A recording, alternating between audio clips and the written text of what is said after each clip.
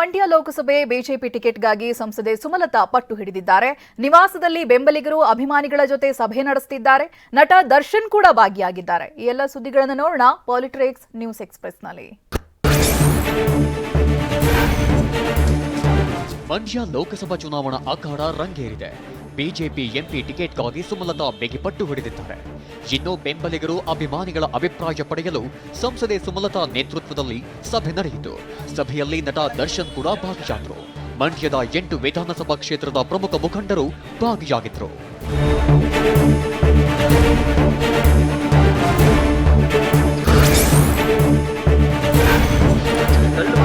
ಸಂಸದೆ ಸುಮಲತಾ ಬೆನ್ನಿಗೆ challenging star Darshan ನಿಂತಿದ್ದಾರೆ. ಸುಮಲತಾ ಸ್ಪರ್ಧೆ ವಿಚಾರದಲ್ಲಿ ಮುನಿಸಿಕೊಂಡಿರೋ ಅತ್ಯಾಪ್ತ ಸಚ್ಚಿದಾನಂದ ಸಂಧಾನಕ್ಕೆ ನಟ ದರ್ಶನ್ ಮುಂದಾಗಿದ್ದಾರೆ.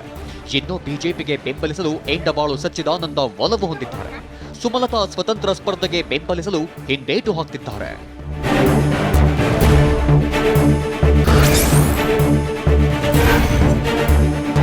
ಕೆಪಿಸಿಸಿ ಅಧ್ಯಕ್ಷ ಡಿಕೆ ಬೀದಿ ಬೀದಿಯಲ್ಲಿ ಭಿಕ್ಷೆ ಬೇಡ್ತಿದ್ದಾರೆ ಅಂತ ಚಿತ್ರದುರ್ಗದಲ್ಲಿ ಕೇಂದ್ರ ಸಚಿವ ಎ ನಾರಾಯಣಸ್ವಾಮಿ ಕಿಡಿಕಾರಿದ್ದಾರೆ. ನಮ್ಮ ಪಕ್ಷಕ್ಕೆ ಬನ್ನಿ ಎಂದು ಬೇದಿಯಲ್ಲಿ ಗೋಗರೆಯುತ್ತಿದ್ದಾರೆ. ರಾಜ್ಯಸಭೆ ಚುನಾವಣೆಯಲ್ಲಿ ಕಾಂಗ್ರೆಸ್ ಶಾಸಕರನ್ನ ಉಳಿಸಿಕೊಳ್ಳಲಿ ಅಂತ ಕಿಡಿಕಾರಿದ್ದಾರೆ. ಅಲ್ಲ, ಅವರು ಗೋಗರಿತಾ ಇದ್ದಾರೆ, ಬನ್ನಿ ಬನ್ನಿ ನಮ್ಮ ಪಾರ್ಟಿಗೆ ಅಂತ. ಇಡೀ ದೇಶದ ಮತದಾರ ಮತ್ತೊಮ್ಮೆ ಮೋದಿ ಅಧಿಕಾರಕ್ಕೆ ಬರಬೇಕಂತೇಳಿ ಜಪ ಮಾಡ್ತಾ ಇದ್ದಾರೆ.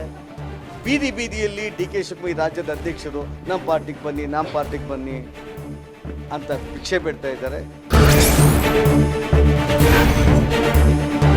ಸಿದ್ದರಾಮುಲ್ಲಾ ಖಾನ್ ಹೇಳಿಕೆಗೆ ಸಂಸದ ಅನಂತ್ ಕುಮಾರ್ ವಿರುದ್ಧ ಕೇಸ್ ದಾಖಲಿಸಲಾಗಿದೆ.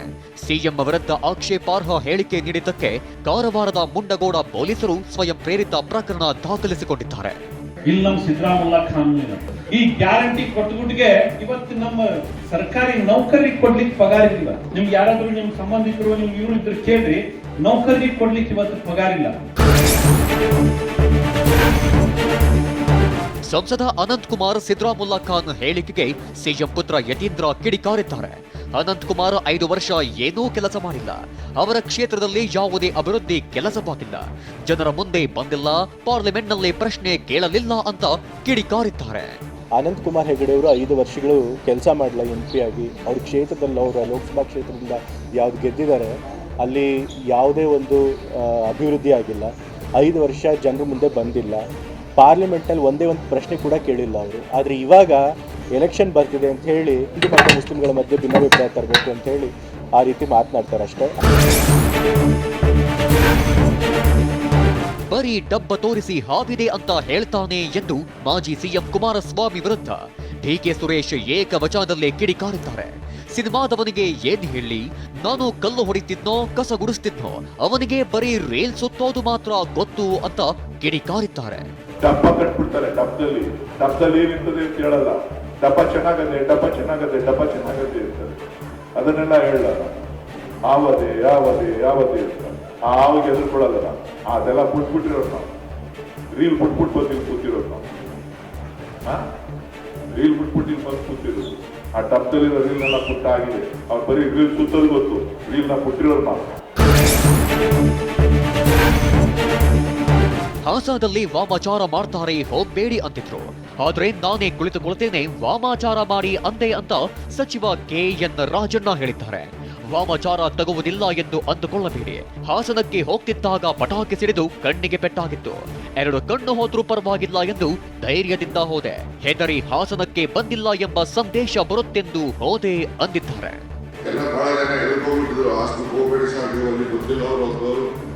ಏನೇ ಮಾಡ್ತಾರೆ ಅಂದ್ರೆ ವಾಮಾಚಾರ ಮಾಡಿಸ್ಬಿಡ್ತಾರೆ ಸರ್. ಯಾರು ವಾಮಾಚಾರ ಮಾಡಿದ್ರೆ ನಾನೇ ದುಡ್ಡು ಕೊಡ್ತೀನಿ ನನ್ನ ಮಾಡ್ಸಕ್ಕಿಲ್ಲ. ಬಹಳ ಸರಿ ಮಾಡಿರೋದು ನನ್ನ ಗಮನಕ್ಕೆ ಬಂದಿಲ್ಲ. ಆದರೆ ನನಗೆ ಏನಾಗಿದೆ, ಯಾಕೆಂದ್ರೆ ನಾವು ನರಸಿಂಹಸ್ವಾಮಿ ನರಸಿಂಹನ ಬಂದು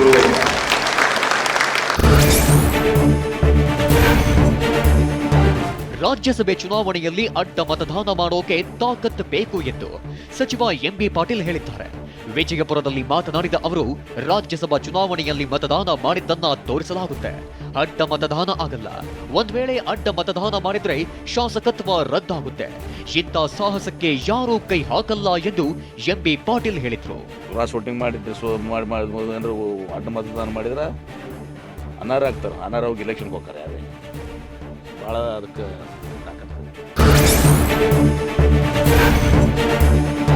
ಮೈತ್ರಿ ಅಭ್ಯರ್ಥಿ ಕುಪೇಂದ್ರ ರೆಡ್ಡಿಯವರು ಪಕ್ಷೇತರ ಶಾಸಕರಿಗೆ ಆಮಿಷ, ಬೆದರಿಕೆ ಹಾಕ್ತಿದ್ದಾರೆಂದು ಕಾಂಗ್ರೆಸ್ ಶಾಸಕ ಗಣಿಗ ರವಿಕುಮಾರ್ ದೂರು ನೀಡಿದ್ರು.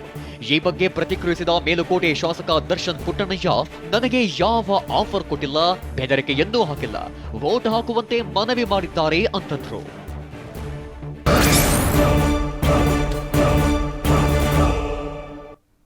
ಲೋಕಸಭೆ ಚುನಾವಣೆ ಹೊತ್ತಲ್ಲೇ ಶೋಭಾ ಕರಂದ್ಲಾಜೆ, ಸಿಟಿ ರವಿ ಮಧ್ಯೆ ಟಿಕೆಟ್ಗೆ ತೀವ್ರ ಪೈಪೋಟಿ ನಡೀತಾ ಇದೆ. ಗೋ ಬ್ಯಾಕ್ ಶೋಭಾ ಅಭಿಯಾನಕ್ಕೆ ಬಿಎಸ್ ಯಡಿಯೂರಪ್ಪ ಗರಂ ಆಗಿದ್ದಾರೆ. ನನ್ನ ಸೋಲಿಗೆ ಕಾಂಗ್ರೆಸ್ ಮುಖಂಡರೇ ಕಾರಣ ಅಂತ ಮಾಜಿ ಶಾಸಕ ಇಕ್ಬಾಲ್ ಅನ್ಸಾರಿ ಸ್ಫೋಟಕ ಹೇಳಿಕೆ ನೀಡಿದ್ದಾರೆ. ಈ ಸುದ್ದಿಗಳನ್ನು ನೋಡೋಣ ಲೋಕಸಮರ ನ್ಯೂಸ್ ಎಕ್ಸ್‌ಪ್ರೆಸ್‌ನಲ್ಲಿ. ಚಿಕ್ಕಮಗಳೂರು ಉಡುಪಿ ಬಿಜೆಪಿ ಟಿಕೆಟ್ಗೆ ಭಾರೀ ಫೈಟ್ ನಡೆಯುತ್ತಿದೆ.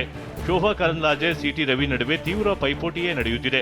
ಒಂದು ಕಡೆ ಪರೋಕ್ಷವಾಗಿ ನಾನೇ ಅಭ್ಯರ್ಥಿ ಅಂತ ಶೋಭಾ ಕರಂದ್ಲಾಜೆ ಹೇಳ್ತಿದ್ರೆ, ಇತ್ತ ಹುಟ್ಟಿದ್ದು ಬಿಜೆಪಿಯಲ್ಲೇ, ಸಾಯೋದು ಬಿಜೆಪಿಯಲ್ಲೇ ಅಂತ ಮಾಜಿ ಸಚಿವ ಸಿಟಿ ರವಿ ಹೇಳಿದ್ದಾರೆ. ಹುಟ್ಟಿದ್ದು ಬಿಜೆಪಿನಲ್ಲೇ, ಸಾಯೋದು ಬಿಜೆಪಿ. ಶೋಭಾ ಕರಂದ್ಲಾಜೆ ವಿರುದ್ಧದ ಗೋ ಬ್ಯಾಕ್ ಅಭಿಯಾನಕ್ಕೆ ಮಾಜಿ ಸಿಎಂ ಯಡಿಯೂರಪ್ಪ ಗರಂ ಆಗಿದ್ದಾರೆ. ಶೋಭಾ ಕರಂದ್ಲಾಜೆ ವಿರುದ್ಧ ಷಡ್ಯಂತ್ರ ನಡೆಯುತ್ತಿದೆ. ಇಂಥ ಅಭಿಯಾನಕ್ಕೆ ಹೆದರುವ ಅವಶ್ಯಕತೆ ಇಲ್ಲ. ಈ ಬಾರಿಯೂ ಶೋಭಾ ಕರಂದ್ಲಾಜೆ ಗೆಲ್ಲುತ್ತಾರೆ ಎಂದಿದ್ದಾರೆ. ವ್ಯವಸ್ಥಿತವಾದಂಥ ಒಂದು ಷಡ್ಯಂತ್ರ ಪಿತೂರಿ ಇದು. ಯಾರು ಮಾಡಿಸ್ತಾ ಇದ್ದಾರೆ ಅಂತ ಎಲ್ರಿಗೂ ಗೊತ್ತಿರುವಂಥದ್ದು. ಯಾವುದಕ್ಕೂ ಅವರೇನು ಧೃತಿಗಿಡಕ್ಕೆ ಹೋಗೋದಿಲ್ಲ. ಕೇಂದ್ರದ ಸಚಿವೆಯಾಗಿ ಭಾಳ ಒಳ್ಳೆ ಕೆಲಸ ಮಾಡಿದ್ದಾರೆ ಅನ್ನುವಂಥದ್ದು ಎಲ್ರಿಗೂ ಗೊತ್ತಿರುವಂಥ ಸಂಗತಿ. ಗೋ ಬ್ಯಾಕ್ ಶೋಭಾ ಅಭಿಯಾನ ಬಿಜೆಪಿಯವರೇ ಆರಂಭಿಸಿದ್ದಾರೆ ಅಂತ ಮೈಸೂರಿನಲ್ಲಿ ಕೆಪಿಸಿಸಿ ವಕ್ತಾರ ಎಂ ಲಕ್ಷ್ಮಣ್ ಹೇಳಿದ್ದಾರೆ. ಬಿಜೆಪಿ ಕಾರ್ಯಕರ್ತರೇ ಆ ಅಭಿಯಾನ ಆರಂಭಿಸಿದ್ದಾರೆ. ಕಳೆದ 5 ವರ್ಷಗಳಲ್ಲಿ 6 ಬಾರಿನೂ ಕ್ಷೇತ್ರಕ್ಕೆ ಬಂದಿಲ್ಲ ಅಂತ ಕಿಡಿಕಾರಿದರು.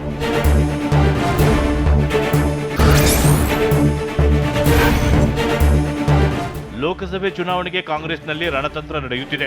ಅದರಲ್ಲೂ ಬೆಂಗಳೂರು ಗ್ರಾಮಾಂತರ ಗೆಲ್ಲೋಕೆ ಡಿಕೆ ಬ್ರದರ್ಸ್ ರಣತಂತ್ರ ಹೂಡಿದ್ದಾರೆ. ಬಿಜೆಪಿ ಜೆಡಿಎಸ್ ಮೈತ್ರಿಗೆ ಶಾಕ್ ನೀಡಲು ಒಳಗೊಳಗೆ ಪ್ಲಾನ್ ನಡೆಯುತ್ತಿದೆ. ಚನ್ನಪಟ್ಟಣದ ಬಿಜೆಪಿ ಜೆಡಿಎಸ್ ಪ್ರಮುಖರಿಗೆ ಕಾಂಗ್ರೆಸ್ ಗಾಳ ಹಾಕಿದೆಯಂತೆ.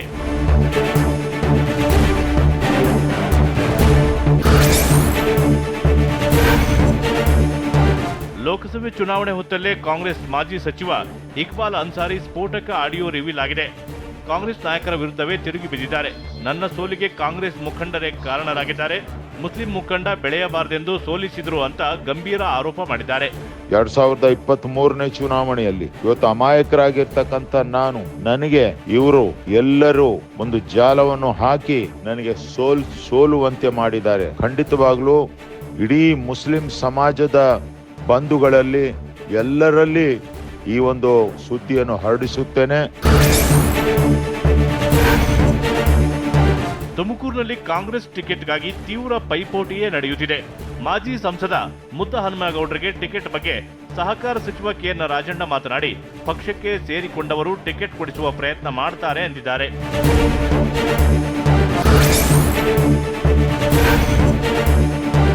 ಲೋಕಸಭೆ ಟಿಕೆಟ್ ಸಿಗುವ ವಿಶ್ವಾಸದಲ್ಲಿರುವ ವಿ ಸೋಮಣ್ಣ ತುಮಕೂರು ಜಿಲ್ಲೆಯಲ್ಲಿ ಮಿಂಚಿನ ಸಂಚಾರ ನಡೆಸಿದ್ದಾರೆ. ಸ್ಥಳೀಯ ಕಾರ್ಯಕ್ರಮದಲ್ಲಿ ಭಾಗಿಯಾಗಿರುವ ಸೋಮಣ್ಣ ಜಿಲ್ಲೆಯಲ್ಲಿ ಪ್ರಚಾರ ಮುಂದುವರಿಸಿದ್ದಾರೆ. ನಿನ್ನೆ ತಡರಾತ್ರಿ ಹಲವು ಮುಖಂಡರನ್ನ ವಿ ಸೋಮಣ್ಣ ಭೇಟಿಯಾಗಿದ್ದಾರೆ.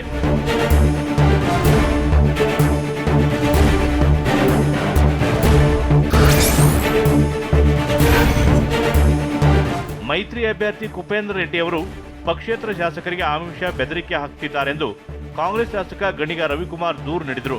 ಈ ಬಗ್ಗೆ ಪ್ರತಿಕ್ರಿಯಿಸಿದ ಮೇಲುಕೋಟೆ ಶಾಸಕ ದರ್ಶನ್ ಪುಟ್ಟಣ್ಣಯ್ಯ, ನನಗೆ ಯಾವ ಆಫರ್ ಕೊಟ್ಟಿಲ್ಲ, ಬೆದರಿಕೆಯನ್ನೂ ಹಾಕಿಲ್ಲ, ವೋಟ್ ಹಾಕುವಂತೆ ಮನವಿ ಮಾಡಿದ್ದಾರೆ ಅಂತಂದ್ರು.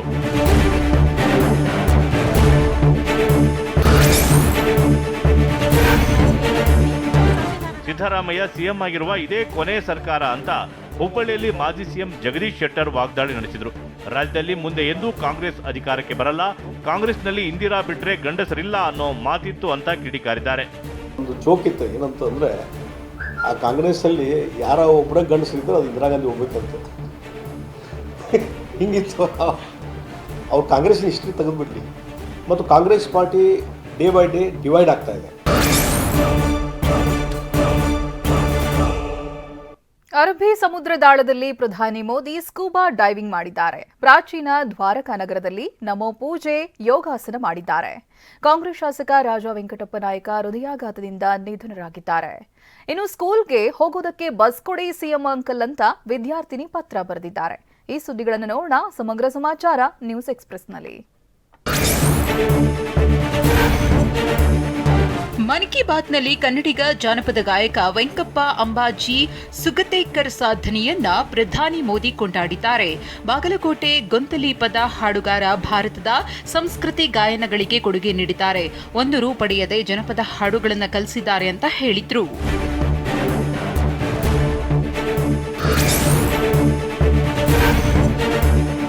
ಪ್ರಧಾನಿ ಮೋದಿ ಗುಜರಾತ್ ಪ್ರವಾಸ ಕೈಗೊಂಡಿದ್ದಾರೆ. ಇಂದು ಬೆಳಗ್ಗೆ ದೇಶದ ಉದ್ದವಾದ ಸುದರ್ಶನ್ ಸೇತುವನ್ನ ಲೋಕಾರ್ಪಣೆಗೊಳಿಸಿದ್ರು. ನಂತರ ಸ್ಕೂಬಾ ಡೈವ್ ಮಾಡಿ ಗಮನ ಸೆಳೆದರು. ಇದಾದ ನಂತರ ದ್ವಾರಕಾಧೀಶ ದೇಗುಲದಲ್ಲಿ ಮೋದಿ ವಿಶೇಷ ಪೂಜೆ ಸಲ್ಲಿಸಿದ್ರು. ಬಳಿಕ ರಾಜ್ಕೋಟ್ ಏಮ್ಸ್ ಸೇರಿದಂತೆ 5 ಏಮ್ಸ್ ಆಸ್ಪತ್ರೆಗಳನ್ನು ವರ್ಚುವಲ್ನಲ್ಲಿ ಲೋಕಾರ್ಪಣೆಗೊಳಿಸಿದ್ರು.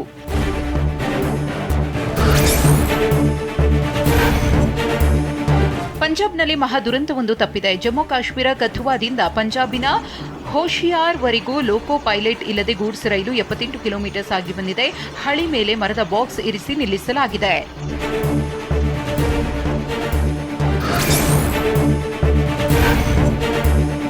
ಸುರಪುರ ಕಾಂಗ್ರೆಸ್ನ ಶಾಸಕ ರಾಜ ವೆಂಕಟಪ್ಪ ನಾಯಕ ಹೃದಯಾಘಾತದಿಂದ ನಿಧನರಾಗಿದ್ದಾರೆ.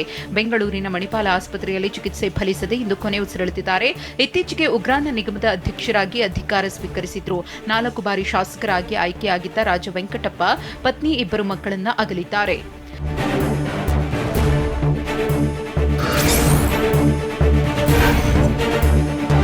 ಕಾಂಗ್ರೆಸ್ ಶಾಸಕ ರಾಜ ವೆಂಕಟಪ್ಪ ನಾಯಕ ನಿಧನಕ್ಕೆ ಸಿಎಂ ಸಿದ್ದರಾಮಯ್ಯ ಸಂತಾಪ ಸೂಚಿಸಿದ್ದಾರೆ.